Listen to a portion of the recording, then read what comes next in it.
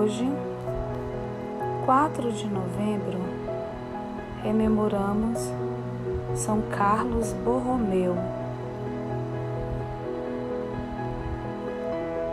Carlos, de ilustre família Borromeu, nasceu em 2 de outubro de 1538 em Arona, na Itália. O menino revelou ótimo talento e uma inteligência rara. Ao lado dessas qualidades, manifestou forte inclinação para a vida religiosa, pela piedade e pelo temor a Deus. Ainda criança, era seu prazer construir altares minúsculos, diante dos quais, em presença dos irmãos e companheiros de idade, imitava as funções sacerdotais que tinha observado na igreja. O amor à oração e o aborrecimento aos divertimentos profanos eram os sinais mais positivos da vocação sacerdotal. No ano de 1562, veio a Carlos a graça do sacerdócio. No silêncio da meditação, Carlos lançou planos grandiosos para a reorganização da Igreja Católica. Esses todos se concentraram na ideia de concluir o Concílio de Trento.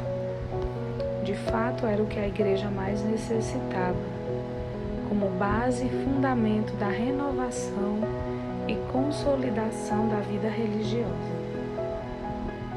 Carlos, sem cessar, chamava a atenção do seu tio para essa necessidade, reclamada por todos os amigos da igreja.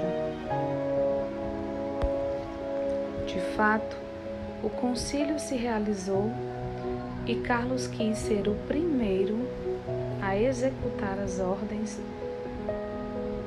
da nova lei, ainda que por essa obediência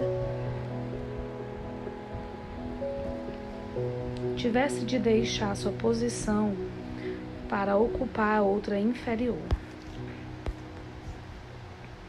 A caridade que abre corações.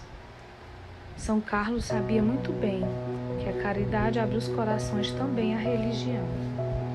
Por isso, grande parte de sua receita pertencia aos pobres, reservando para si só o indispensável. Heranças ou rendimentos que lhe vinham de bens de família, distribuía-os entre os desvalidos. Tudo isso não aguenta comparação com as obras de caridade que o arcebispo praticou. Quando em 1569 a 1570, a fome e uma epidemia semelhante à peste invadiram a cidade de Milão. Não tendo mais o que dar, pedia a ele próprio esmolas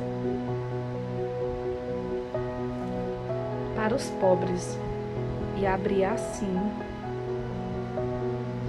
fontes de auxílio que teriam ficado fechadas.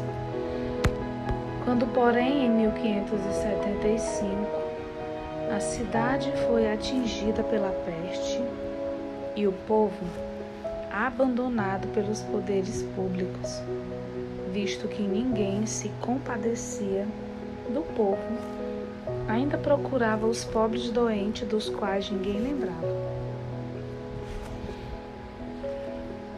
Consolava-os e dava-lhes santos sacramentos. Tendo-se esgotado todas as fontes de recurso, Carlos lançou mão de tudo o que possuía para amenizar a triste sorte dos doentes. Mas de 100 sacerdotes tinham pago com a vida na sua dedicação e serviço aos doentes. Deus conservava a vida do arcebispo e esse se aproveitou da ocasião para dizer duras verdades aos ímpios e ricos esquecidos de Deus. Gregório XIII não só rejeitou as acusações infundadas feitas ao arcebispo, como também recebeu Carlos Borromeu em Roma, com as mais altas distinções. Em resposta a esse gesto do Papa, o governador de Milão organizou o primeiro domingo da Quaresma de 1579, um indigno préstito carnavalesco pelas ruas de Milão, precisamente à hora da missa celebrada pelo arcebispo. O mesmo governador que tanta guerra ao prelado movera e tantas hostilidades contra São Carlos estimulara, no leito de morte reconheceu o erro e teve o consolo da assistência do Santo Bispo na hora da agonia. Seu sucessor, Carlos de Aragão, Duque de Terra Nova, viveu sempre em paz, com a autoridade eclesiástica.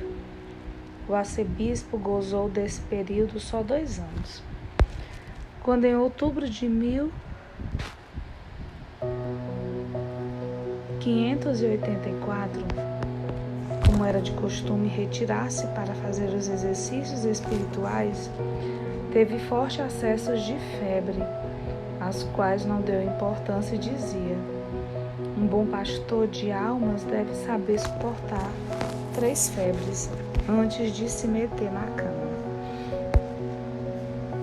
Os acessos renovaram-se e consumiram-se as forças do arcebispo. Ao receber os santos sacramentos, expirou aos 3 de novembro de 1584. Suas últimas palavras foram: Ei, Senhor, eu venho, vou já. São Carlos Borromeu tinha alcançado a idade de 46 anos. Foi beatificado em 1602 por Clemente VIII e depois canonizado em 1610 por Paulo V, que fixou a festa do santo para o dia 4 de novembro. A grande influência de São Carlos Borromeu, pelo que realizou em Milão, serviu de exemplo para que a reforma da Igreja acontecesse em muitos outros países, no espírito do Concílio de Trento. São Carlos Borromeu, rogai por nós.